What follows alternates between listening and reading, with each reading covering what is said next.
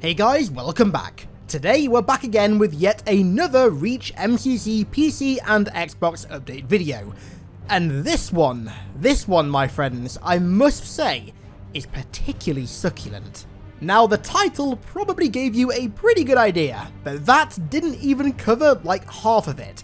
On today's agenda, we have the Xbox flight, the PC flight, customization with more hints and evidence towards GRD and other new Reach armors being added, cross-play and also cross-progression, mods, PC settings and issues, hardware requirements for Reach on PC, launch playlists, and also legacy Halo Reach game modes and map migration to Xbox One and PC. So, as I promised, very succulent. So, let's dig in. Let's start off with the recap that Postums gave us of the Xbox flight earlier last month. Now, there's some stuff in here that I think will make even the most glass-half-empty skeptical guys out there pretty optimistic. By the sounds of it, this flight was even bigger than any of the previous flights, probably even put together. A total of 50,000 people were invited. 50,000. Like usual, they started out by inviting 10,000 people, and as the flight went on, that number increased day by day to 50,000. Although, apparently they invited so many people that they had a brief period of server instability due to the high traffic, which I guess is useful to get them ready for launch, and also, I guess that's a pretty good problem to be having, to be honest. It's quite the opposite problem that Halo 4 had back in the day. And what's more, the peak number of concurrent players was 4 times higher than 343's original goal. So from a numbers standpoint, it's all looking pretty Gucci and then some for Reach and MCC. Who ever would have guessed that there was a large number of people out there who wanted to play Reach in MCC? Who ever would have guessed that? However, nothing was mentioned about the lag issues, at least in this post. 343 did acknowledge the input delay issues that we were all suffering from, and they are aware of it, but it's still a problem in the PC flight in any mode that connects to a dedicated server, which really worries me. And speaking of the PC flight, let's move on to some updates that Postums gave us for the currently ongoing Reach flight on PC. Since I last spoke about this flight, which was like only a few days ago, 10,000 more invites have been sent out, and by the time this video goes live, I imagine that some more will have also been sent out. So, don't forget, check those emails, fellas. Now, if you aren't aware, this flight is testing a slice of every single part of Reach on both Steam and the Windows 10 store. There are 2 new campaign missions, Noble Actual and Winter Contingency. Noble Actual isn't really a mission, but it's classed as one. There's firefight matchmaking and customs. There's social matchmaking and ranked matchmaking and customs, progression, customization, and even more stuff that I can't remember. I made an entire video on this the other day, and I'm pretty sure YouTube didn't really send the video out to many sub-boxers, which is absolutely lovely. It's something that you always love to see. So check that video out after this one if you want. The link will be right at the end of this video. But one thing that I didn't cover there is the scheduled play sessions that 343 are hosting, so we'll just take a very brief look at the remaining ones now. There's one tonight for Social 4v4, Team Hardcore and Firefight Arcade from 5 PM Pacific to 9 PM Pacific. And the last scheduled one is tomorrow from 10 AM Pacific time to 1 PM Pacific time, playing Social 8v8, Team Hardcore, and also Heroic Firefight. However, don't just think that you can only play during those times. I was searching Invasion the other day when there was no scheduled playtest on, and I was getting games like literally instantly, like the game had just come out. And that's only likely to get better and easier as more invites are sent out, as they undoubtedly will be.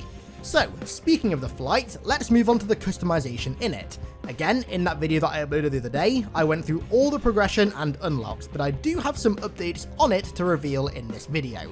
Postums revealed that the unlocks aren't actually finalized, and that by the sounds of it, all the armor pieces aren't actually in the game yet? I mean, I went through them all, and I swear to God there weren't any missing. Like, I looked in detail, and I'm pretty sure they were all there. Maybe he means new armor? more on that in a second. In terms of actually unlocking the armor, you do that by leveling up, by playing games, which allows you to progress through the Battle Pass-esque looking system. It's not actually a Battle Pass, there's no monetization involved whatsoever. The UI is just very similar to a Battle Pass. When this system releases, when Reach releases on MCC, Season 1 will begin, which has 100 tiers, each of which unlocks a certain cosmetic from Reach. Now, on PC, the only way for you to get XP during Season 1 will be by playing any Reach game on dedicated servers, because Reach will be the only game that's out on PC at the time. But on console, you'll get XP for playing any game on dedicated servers. So that means that you could hypothetically unlock Reach armor by playing Halo 3, for example. As weird as that sounds, this new progression system is MCC wide, so it makes perfect sense. And when the other games come to PC, the same will be the case there too. Also, don't panic if you don't happen to play during Season 1, that won't lock all of the Reach armors away from you. Anything that you can unlock during one season is always unlockable, so any of the unlocks in Season 1 will not just disappear when Season 2 rolls around. You'll still be able to unlock them alongside Season 2 stuff. However, this does create somewhat of an issue. Season 1, which is themed entirely around Reach's launch, it's even called Noble, I think, contains all of the cosmetics from Reach, so as soon as Reach launches on MCC, you can unlock every single Reach cosmetic right there and then. 343 also will not be retroactively locking the Halo 3 and also Halo 4 armors for you to then go and unlock again. So, that begs the question, what is there gonna be to unlock in future seasons? There's no Reach armor left, and they can't make us unlock Halo 3 and Halo 4 armor again, and they need something that's meaty, like armor, if you get me, to motivate people to keep on playing and to level up and to unlock stuff. If it's just nameplates and new emblems, then nobody's really gonna be that interested in playing, because there won't actually be anything worthwhile to unlock. And this is where the fabled new Reach armor comes in that they've mentioned before. Now, when the Defiant map pack released for the original Reach back in 2011, new armors were supposed to be released with it, but they were cut for whatever reason. However, a few months ago, Game Cheat stumbled across untextured versions of both GRD and the other unnamed helmet that was cut from Reach in the files of the Reach PC Fireflight. So, it looks like we may very well be finally getting new armors added to Reach in Season 2 or Season 3 or whatever. Although, somehow I doubt that there'll just be 2. With 100 tiers to unlock, only 2 armor sets is a little light. I mean, I don't expect as many as Season 1, considering that has literally everything from Reach, but maybe 5 or 6 full armor sets would be enough? I don't know, we'll just have to wait and see, I guess, but in terms of us finally getting GRD, it's looking pretty hopeful, lads. And on the topic of armor and unlocks, they revealed something in this blog post that I'm pretty sure they've never mentioned before, or at least I might be forgetting. Cross progression. It's gonna be a thing, at least for most things. They gave us this semi-complicated looking chart, which I'll try and simplify. So basically, any player ID unlocks, like nameplates and stuff, any armor unlocks, your rank, achievements, medals, career stats, leaderboard placements, playlist completion, and mission completion on one platform will be transferred to all of the others. However, mid-mission checkpoints in both normal campaign and also campaign playlists will not transfer between platforms. Pretty simple. There's also going to be some degree of crossplay as well. So those getting MCC on Game Pass won't have to worry about the game being dead on the Windows 10 store. Everybody playing on the Windows 10 store version of MCC will be able to play with anybody playing on the Steam version. However, at least at launch, there won't be any crossplay between PC and Xbox at all. However, this is something that the team are monitoring and will evaluate over time, and honestly, with the amount of games nowadays doing crossplay and having it be really successful, I would be genuinely truly baffled if we never got it. As long as there's an option to turn it off, I genuinely do not see the problem with MCC having crossplay. And now for some glorious modding. So, with any game that comes to PC, people are always gonna mod the hell out of it, and sometimes devs even encourage that with mod tools, which is something that 343 are looking into if I remember correctly.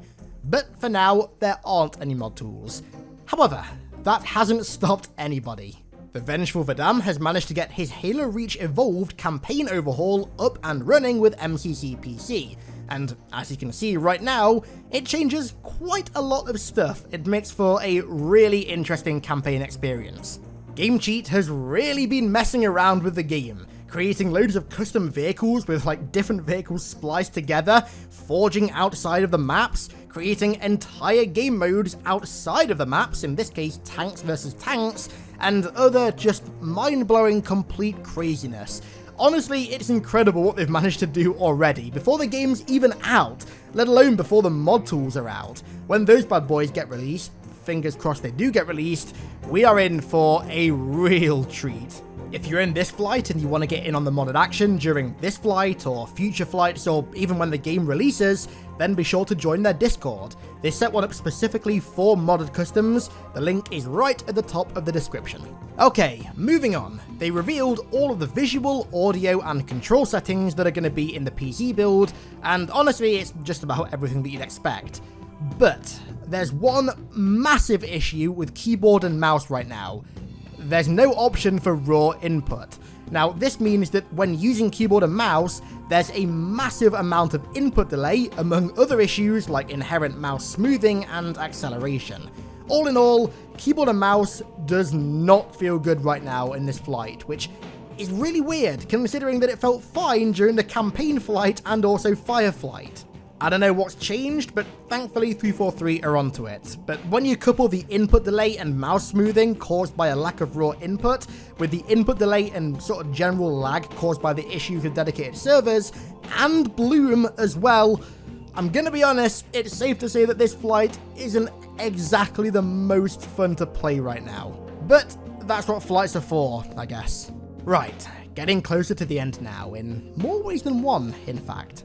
343 have revealed the hardware requirements for Reach on PC, and as I expected, they are low. Very, very low, in fact. I won't read them out one by one, you can see the minimum, recommended and highest requirements here. Basically, if you want to play Reach at 4K 60 FPS, you need a decent PC from around 2013, which nowadays you can get cheap as hell. Like I said, very surprisingly low, in fact. They also revealed the launch day playlists. Again, I'm not going to read through them all one by one, we'll be here for hours if I try and do that, but I'll just briefly cover them. So in the social match composer, here are the maps and game types for 1v1s, 2v2s, 4v4s, 8v8s, 8-person free-for-alls, and 12-person free-for-alls. Spoilers, literally everything under the sun is here. There are going to be 2 firefight playlists, Heroic and Arcade Firefight, and there's only going to be 2 ranked Reach playlists, the MLG playlist with V7 settings and Invasion. Now, I'm going to be honest, 2 ranked playlists does seem a little bit lacking.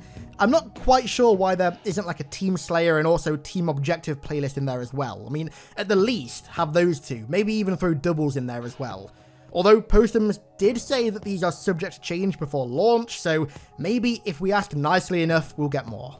On the bright side though, the fact that crossplay and progression details, along with the launch playlists and hardware requirements are being talked about, really does make me think that launch is closer than many of us think.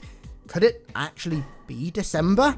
I mean, December's a pretty quiet month for game releases this year, so maybe, but at the end of the day, it really does just need to release when it's truly ready. The absolute last thing that we ever need is another MCC 2014 launch on our hands, especially the year before Infinite comes out. If that happened again a year before a major release, I dread to think what would happen.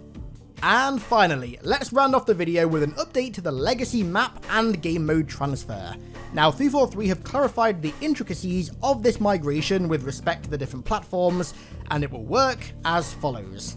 Any maps and modes moved over from Xbox 360 Reach will show up in your file share on both Xbox and PC when Reach launches.